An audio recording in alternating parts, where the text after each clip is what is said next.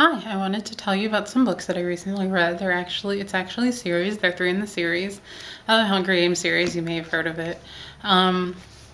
They are phenomenal books. I can't say enough wonderful things about them. They're fantastic reads, and so I really recommend them, and I hope that you'll read them. The first in the series is called The Hunger Games, an apt title, published in 2008. The second is Catching Fire, published in 2009. And the third and last book is called Mockingjay, published in 2010. They're all written by Suzanne Collins, and they're just great books. I read The Hunger Games in about 2 days. They're really quick reads. Catching Fire took me less than a day. Maybe 6 or 7 hours. And then the Mockingjay I read, it took me about 4 days because I realized I just can't sit around and read all day. Have to, go out and live life and whatever that means. Briefly, it takes place in the future. It takes place on the continent that was once known as North America. It's now called Panem, and it's made up of 12 districts. There used to be 13 districts, and then a capital. And so basically it centers around the Hunger Games. Every year, each district sends one boy and one girl between the ages of 12 and I think 18 or something like that, and they go fight to the death in the Hunger Games. So it's a pretty gritty sort of story. It centers around those games and the people in them. The main character is Katniss Everdeen. She is the narrator of the book.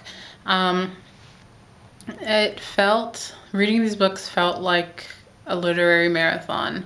It tugs at your heartstrings. It pokes at your humanity. For me, it was a lot like reading Fahrenheit 451, The Giver, Lord of the Flies, Ender's Game, books like that.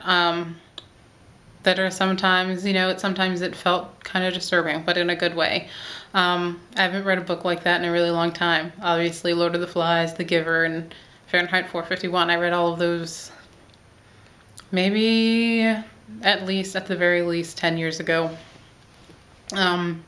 So it's really good to have a book like that again. I'm glad that books like this exist for young adults, and I guess I'm a young adult too. Almost not a young adult, maybe almost actually a full-fledged adult, but anyhow. It's written in first person. I haven't read a book like that in a really long time. It's been a while, but I really liked it. It really pushes the plot along. It gives the story a sense of urgency, and it gives the act of reading it urgency too.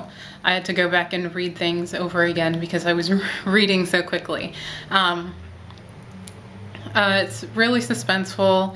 I found it easier to stop reading in the middle of chapters as opposed to finishing a chapter and then stopping, because almost all of the chapters end with cliffhangers, and so you just want to keep reading to see what happens. So if you read it and you have to read it over a couple days, like I had to read Mockingjay, I suggest stopping in the middle of chapters. I hate doing that. Part of my reading MO or OCD reading type situation, but it was really for the best. The books are pretty violent. They're very violent, and it's not absurd, ridiculous violence. It's very real violence, I think. And sometimes it can be really disturbing and kind of painful.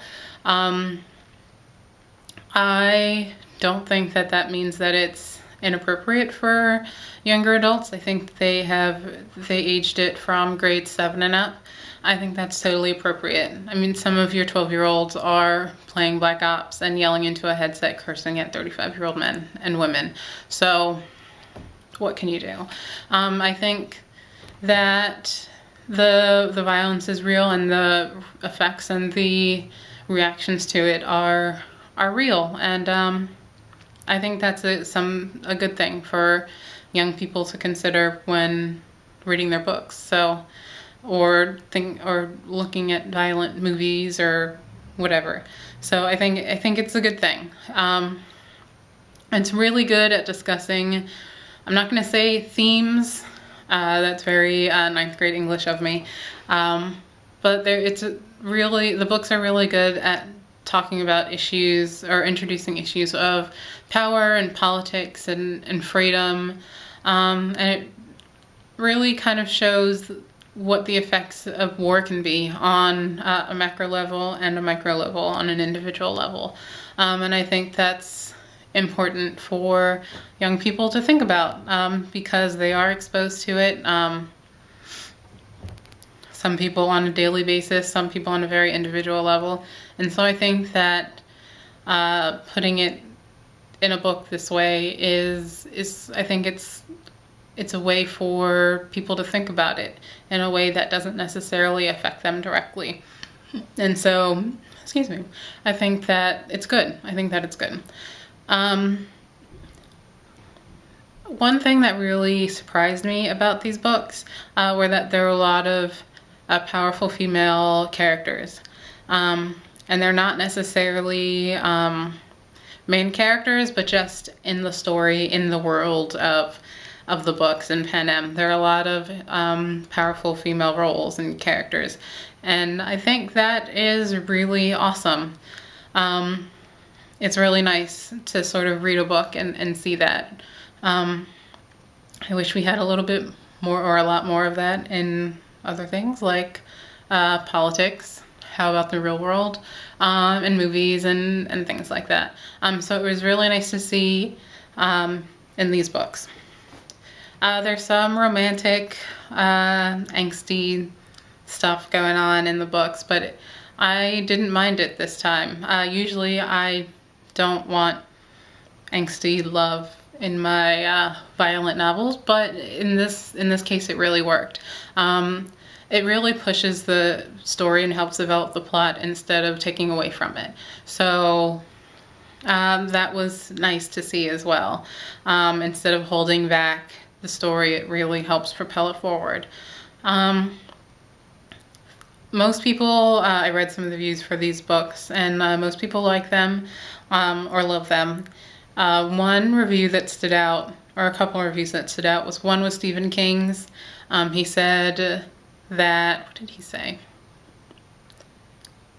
He said that there was some authorial laziness that is typical in young adult books. And I think Entertainment Weekly gave Mockingjay a C, which I completely disagree with. A+ is all the way.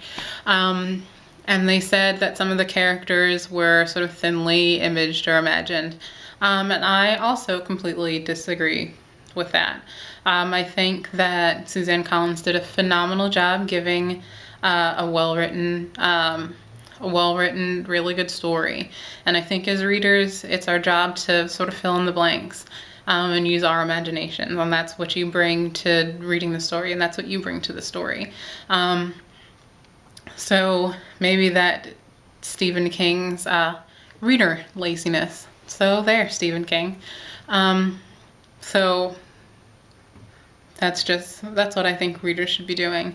I think the author's job is to give you a really good story, make sure it's really well written, and then you give part of yourself to the story. The author says, this is my reality, and you go along with it and you fill in the blanks. There is a movie coming out, I think in 2012. None of the actors look like I would imagine the characters to look, but that's to be expected, of course.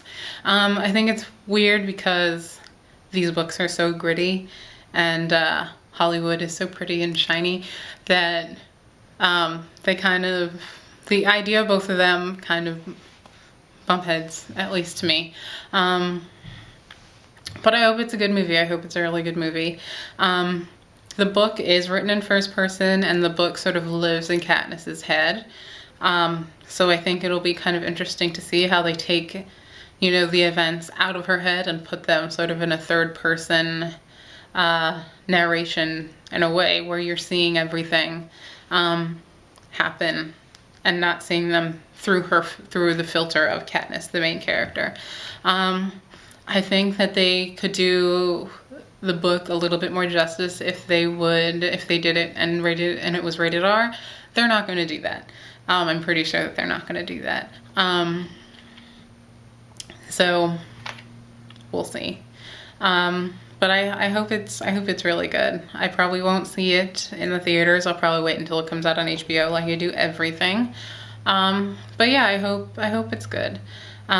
It's just, I feel like the series is something that is really phenomenal, and it gives Hollywood or whoever is doing this movie really good material, and sometimes Hollywood has a tendency to fuck up that material. Perfect example, X-Men and Wolverine and X-Men First Class. I know a lot of people liked X-Men First Class, but don't expect me to think that Emma Frost is a grown-up during the Cuban Missile Crisis, and then she's a teenager during Wolverine after the Vietnam War. I'm not an idiot, Marvel. Get your shit together.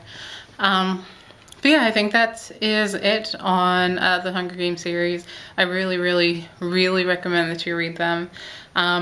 They're a literary roller coaster.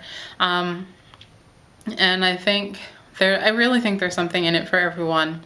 And I would never tell you not to read a book anyway. And I've never read a book that I've regretted reading. So yeah, I think that's it. I hope you read them and enjoy them.